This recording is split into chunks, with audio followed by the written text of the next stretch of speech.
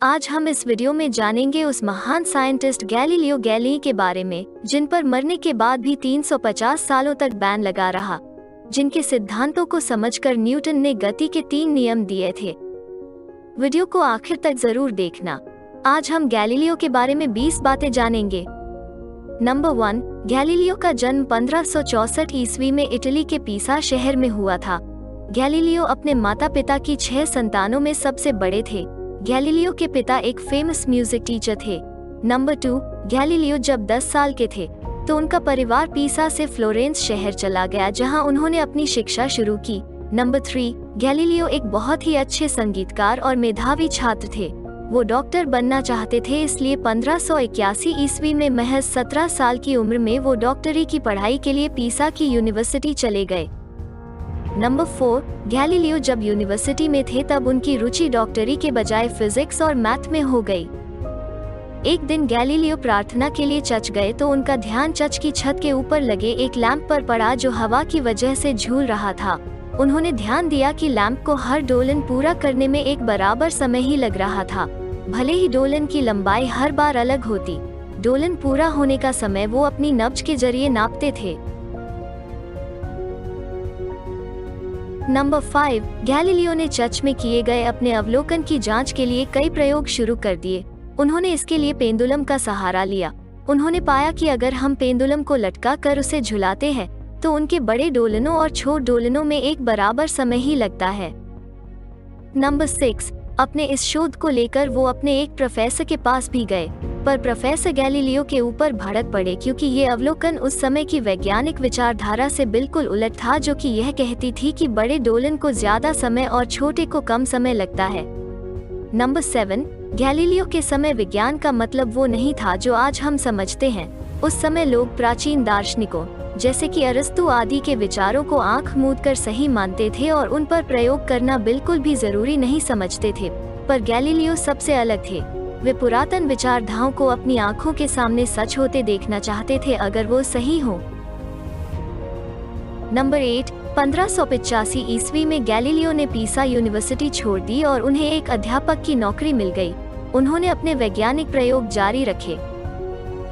Number 9, Galileo ने अपने से लगभग 100 साल पहले हुए वैज्ञानिक कोपरनिकस के शोधों का अध्ययन करना शुरू किया, जिसने कहा था कि पृथ्वी गोल है और पृथ्वी समेत सभी ग्रह सूर्य के इर्द गिर्द चक्कर लगाते हैं।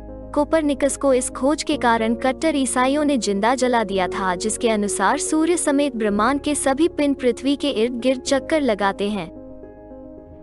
नंबर 10, 1609 ईस्वी में गैलीलियो ने हालैंड के एक वैज्ञानिक द्वारा बेहतरीन दूरबीन की खोज के बारे में सुना, जिसकी सहायता से बहुत दूर की चीजों को आसानी से देखा जा सकता है।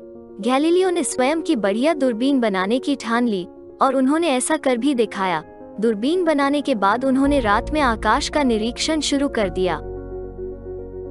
नंबर 11, गैलीलियो ने अपनी दूरबीन की सहायता से लंबे समय तक बृहस्पति ग्रह का अध्ययन किया और उनके 4 चंद्रमाओं को खोज निकाला, जिन्हें गैलीलियन चंद्रमा भी कहते हैं।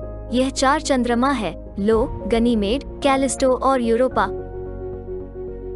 नंबर 12, बृहस्पति के सिवाय गैलीलियो ने यह भी पाया कि पृथ्वी के चंद्रमा की सतह समतल नहीं है और इस पर कई दरारें और गड्ढे हैं।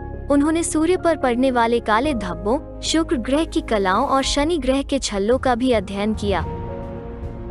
नंबर 13, 1632 ईस्वी में खगोल विज्ञान के क्षेत्र में किए गए अपने अध्ययन के ऊपर गैलीलियो ने एक पुस्तक भी लिखा, जिसमें उन्होंने बताया कि पृथ्वी कैसे सूर्य के इर्द गिर्द घूमती है, पर इसका उन्हें बहुत बुरा अंजाम भुगतना पड़ा।